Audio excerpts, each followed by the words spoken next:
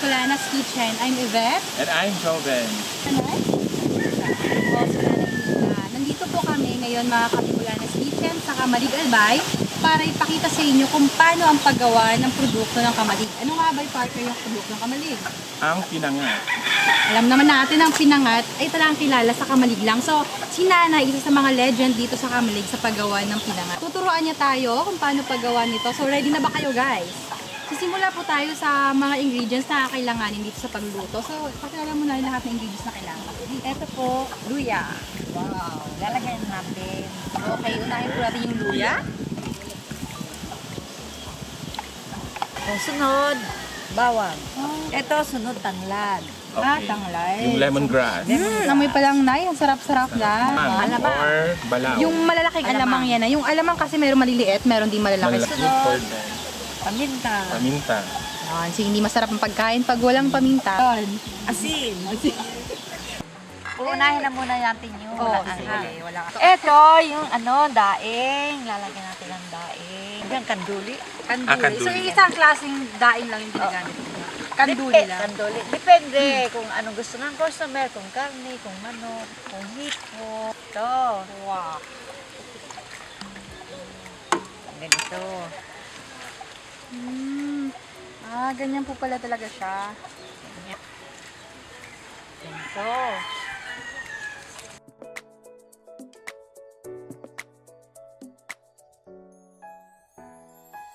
Paano mo ma-identify yung maanghang sa hindi maanghang? Ang tali niya is ribbon. So yun, Papakita ni Nanay kay kung paano yung paggawa ng maanghang nito.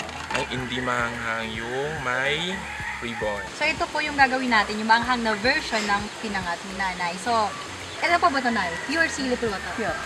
Mga ilang pirasong sili po ba yung kailangan? Ito sa 20. Labuyo po ba yan? Oo.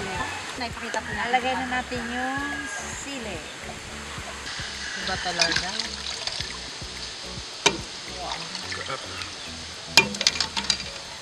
So yun po yung version ng manghang. So paano natin i-identify na manghang?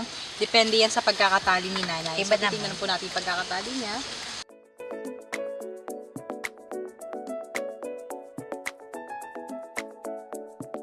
So mga kabikay, ganito po pagkakaiba. Ito po yung may tali, yung may ribbon, siya po yung hindi manghang.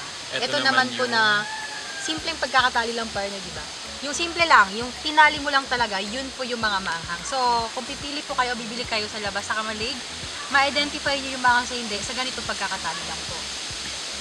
So, mga ilang oras po natin yung naipapa... 1 hour. 1 hour po ba? Oo. So Nanay, sa mga raw materials na ginagamit mo kagaya ng gabi, saan mo po siya kinuha? Siya or Binibili. sarili mong ano? Binibili. Etong isda or yung Palengke. binibili pa din? Oo. Okay. Lahat So, po yan. syempre, kung binibili mo Nanay, dapat estimated mo kung ilan yung mga expenses. Pero anong oras po kayo nagsimula? 1 o'clock. 1 o'clock ng umaga. Umaga. So anong oras po kayo natapos na? 7 o'clock. 7 o'clock ng umaga. Simula bata pa siya ng Ganun partner. guys katyaga si Nanay para ma-supplyan yung mga kliyente niya or umu-order sa kanya ng pinangat. So Nanay, tatanungin kita, ano po yung purpose ng mga dahon na nakalagay po sa kanya? Para hindi dumikit. Hindi dumikit yung ito. ginawa mong pinangat. Oo. Dahon po ba ito ng ano? Tanglad, saka nyog. Ay, yung taglad po, pampabango pa yun, di ba? Oo. Aroma. So, aroma yun. Ilagay ko na. Opo, so sige po. tapos na si Nanay magbalot ng pinangat. So ilalagay na ni Nanay yung nabalot niyang pinangat dito sa kalderong malaki at maya-maya isasaing na niya sa loob ng isang oras. Natin ng konting asin. Sa labas po natin. Kasi sasabawan ito. Nandun yung sabaw. Ilang ano po ba yung lalagay na sabaw? Anong sabaw po ba yun? Yung Gata. pangluto dyan. Gata. Ay, gata din! Oo. Ganun karaming gata? Oo. Ano po ba yung sikreto nyo? Kasi Ano? parang hindi kumati yung Ang iba pagkain. kasi, Makati, hindi naluluto ko siya. Ay, kulang po sa pagkakaluto. Kulang sa pagkaluto. So, tama. Saka, yung gabi, mapili ako sa gabi. Hindi ako basta-basta. Paano pong pili? Paano nyo po na-identify yung gabing tamang-tama sa pagluto yung, ng pinangat? ano, gusto ko yung malambot. malambot. Na gabi. Yung ano po ba yun? Di ba po mayroon yun yung hilaw na hilaw pa, yung bata pa, yung gabi, mayroon naman yung medyo matured na, tsaka yung pinakamatanda na yung green na ang green, di ba? kinukuha, yung bata-bata pa. Ay, talaga may masarap po talaga na yung bata-bata pang mga ganyan. Okay, ready na kami. Magluluto na po tayo para matikman natin yung special pinangat nila. Ilang piraso po ba yun na ano, na 10 po eh. 10 din yan? Ibig mo sabihin, yung pagpapakulo, 10 din. Tapos, 10 din yung ginamit sa kada isang piraso pinangat. Bali, 20 po. Bali, 15 lang lahat yan. Ah, hindi mo po ba?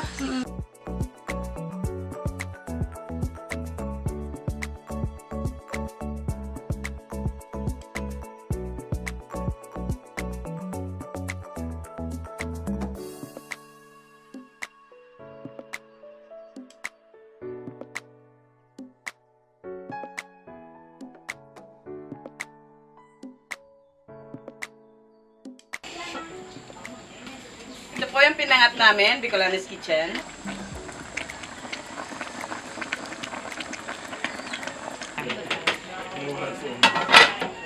Dadalhin po namin to sa Puduran.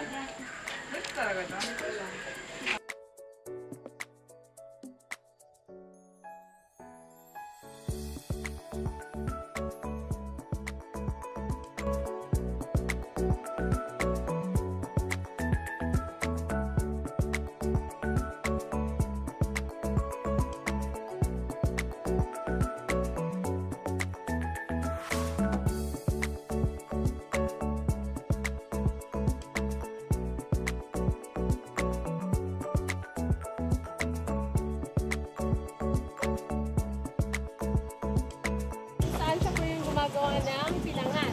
Okay, let's go! Ito po, nilalagay dito yung nyog at pinipiga-piga, ginaganon-ganon. Ganon. Ako kasali pa kayo ng papangka dito. Pa! So, hindi, ano pa, no? Hindi ko lang kurente.